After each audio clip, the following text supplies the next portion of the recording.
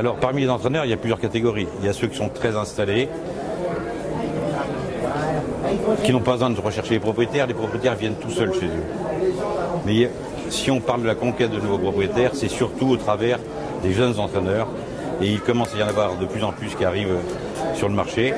Et ces jeunes entraîneurs arrivent sur le marché avec peut-être un manque de formation professionnelle, et notamment de formation commerciale sur ce thème-là. Et donc notre idée, c'est qu'au cours de leur formation, ils reçoivent cette formation commerciale qui leur manque tant, qu'on leur apprenne, si vous voulez, à se désinhiber et à aller démarcher des propriétaires, à savoir se vendre, à montrer pourquoi il serait intéressant de mettre des chevaux chez eux, et etc.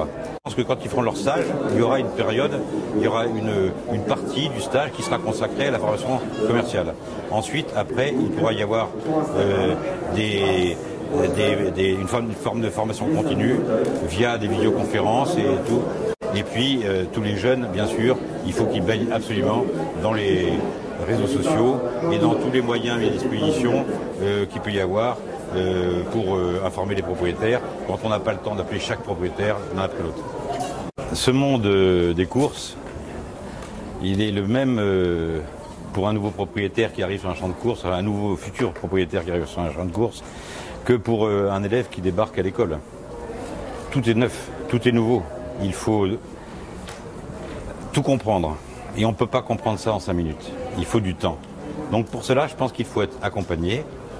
Et j'imagine que si les gens et les propriétaires anciens et expérimentés voient l'intérêt général avant leur intérêt particulier, j'imagine qu'ils pourraient très bien servir pas de coach, mais de frère aîné pour la formation accélérée de ces jeunes propriétaires. On pourrait organiser à Auteuil, lors de réunions de course, des journées au niveau de la tribune présidentielle où ces jeunes futurs propriétaires seraient accueillis. On leur passerait des tutoriels pour les dégrossir sur les problèmes généraux de l'administration des courses, l'administration des chevaux. Et puis on passerait à la pratique pendant les courses. Et je pense qu'en une journée, ils apprendraient bien plus que pendant 6 mois livrés eux-mêmes. La multipropriété, d'abord, elle n'a pas tant explosé que ça. Elle revêt des formes différentes. Il y a les écuries de groupe qu'on connaît bien, qui ont l'air de se développer. Je crois qu'il y a des avantages fiscaux pour les titulaires de part de ces groupes-là. Mais il y a aussi des initiatives privées qui se font jour ici et là. Et je pense bien sûr qu'il faut les aider. Et à ce niveau-là, je pense que France Gallo a fait beaucoup d'efforts, notamment dans l'agrément des porteurs de parts et dans l'agrément des propriétaires en général, pour accélérer les procédures et les rendre plus efficaces. D'abord, avoir un partant sur n'importe quel hippodrome que ce soit en province, sur un petit hippodrome PMH ou ici à Auteuil, sur ce magnifique hippodrome, c'est quelque chose de formidable. Parce que vous voyez vos couleurs, vous avez une émotion qui vous étreint et vous avez un vrai frisson quand votre cheval dispute l'arrivée. C'est quelque chose de très fort. Les courses donnent ça à tous les propriétaires de chevaux, le frisson. La gloire, elle leur donne de temps en temps, la fortune, très rarement. Mais quand on sait ça au départ, eh bien, on peut créer des vocations. Parce que le frisson, il n'y a pas tant de sports qui vous le donnent. Il y a des sports qui vous demandent beaucoup d'efforts physiques, mais des sports qui vous donnent le frisson, pas tant que ça. Alors je crois qu'on a une bonne carte à jouer. Je crois que avoir un partant, par exemple à Auteuil, c'est quelque chose qu'il faut marquer. Et je pense qu'on va développer notre politique d'accueil des propriétaires de telle manière à ce que tous les propriétaires qui ont un partant à Auteuil se sentent au niveau du salon des propriétaires accueillis de façon normale et conforme à ce qu'on attend de France Gallo. La célébration des victoires, depuis 1 an et demi, on a été un peu frustrés, quoi, c'est certain. Mais maintenant que les courses reprennent, on a pu voir le jour du Grand Cycle qu'il y avait une très bonne initiative qui avait été prise par Delphine Violette, qui avait monté des tentes au niveau du jardin derrière le car du Flight. On a appelé ça le jardin des propriétaires. Et c'était très joli. très agréable et les gens ils sont restés avec délice toute l'après-midi. Donc nous allons essayer de rendre cette formule pérenne pour qu'elle existe au moins pour les samedis d'Auteuil, tout le temps au printemps, et que si c'était possible de la garder même plus longtemps, ça serait parfait. Gallo, qu'est-ce qu'il peut faire pour l'accueil des nouveaux propriétaires? Je crois que c'est assez simple. Il faut qu'il ouvre ce qui avait été à une époque une promesse électorale, un guichet unique à France Gallo, où on puisse répondre au moins aux questions basiques que se posent les propriétaires, sans rentrer dans les réponses complexes sur la fiscalité, sachant que chaque propriétaire a un statut fiscal différent de l'autre. Donc ça c'est trop compliqué, mais au moins répondre aux grandes questions générales qui souvent freinent les gens pour sauter le pas.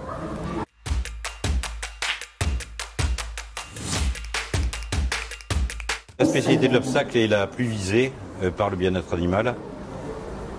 Il faut savoir que les chevaux qui courent en obstacle, bien sûr, ne sont pas des animaux de compagnie, comme voudraient bien le dire certaines personnes, mais ce sont des chevaux qui demandent plus de travail que d'autres, et ce sont des chevaux qui courent sur des hippodromes qui, la plupart du temps, sont de bonne qualité, mais de temps en temps sont de moins bonne qualité. Donc, pour le bien-être équin, ce que France Gallo peut envisager, c'est d'étudier au cas par cas tous les hippodromes sur lesquels les chevaux d'obstacle se produisent, notamment en fonction des saisons, étudier l'arrosage, étudier la qualité des pistes, étudier la dangerosité des tournants. On a déjà fait énormément de progrès sur la qualité des obstacles, sur le changement des matériaux utilisés pour faire ces obstacles, mais ça ne suffit pas. Et il faudra peut-être remettre en cause l'existence en obstacle de certains hippodromes qui ne répondraient pas à des critères tout simples de pénétrométrie suffisante ou qui n'auraient pas un vent ambulance sur place ou qui n'auraient pas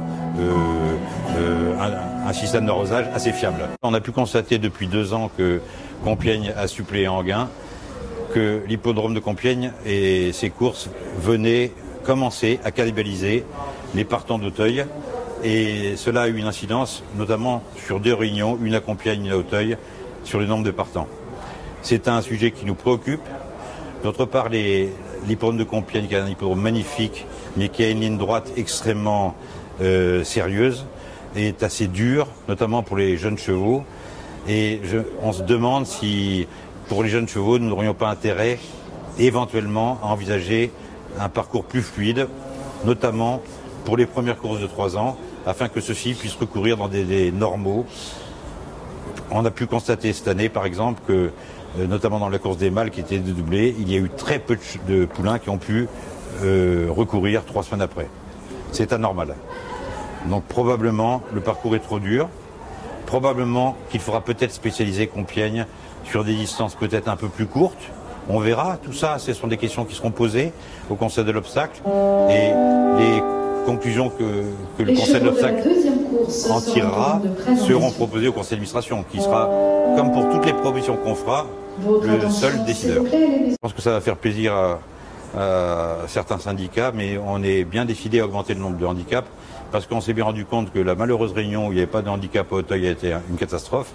Et nous allons créer d'autres handicaps. Ils vont prendre la place d'autres courses qui étaient utiles. Donc nous allons faire les bons choix.